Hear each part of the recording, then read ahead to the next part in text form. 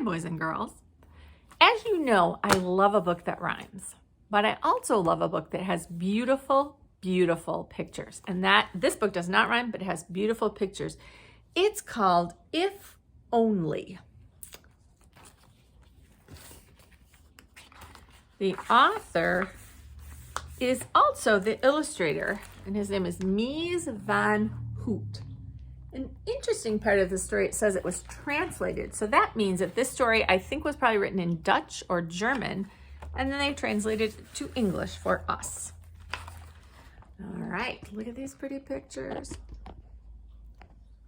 The child thought, there's the child, if only I were a butterfly, then I could fly everywhere. The butterfly thought, if only I were a stick insect, then I wouldn't stand out so much. That's a stick bug right there. You can hardly make that, there you go. Because he looks like he's part of the tree.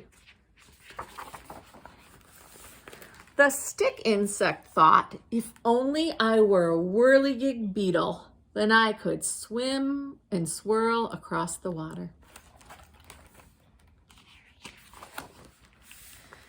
The whirligig beetle thought, if only I were a firefly, then I'd never be scared of the dark. The firefly thought, if I were a bee, then I'd always have friends to help me. The bee thought, if only I were a spider, then I could do everything by myself.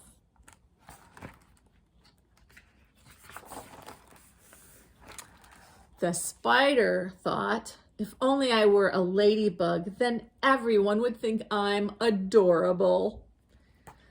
Ladybugs are pretty adorable, and spiders usually are not.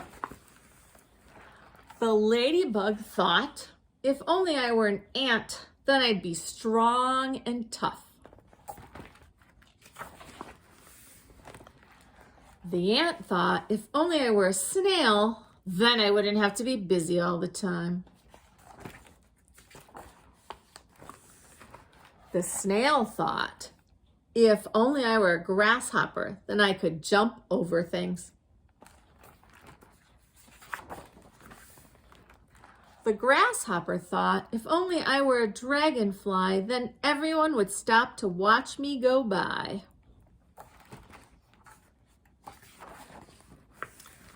The dragonfly thought, if only I were a child, then I could run, jump, laugh, play hide and seek, count, build houses, and so much more. I think there are times when we'd all like to be a different person or something else. And that's what this story is about. Good night, boys and girls.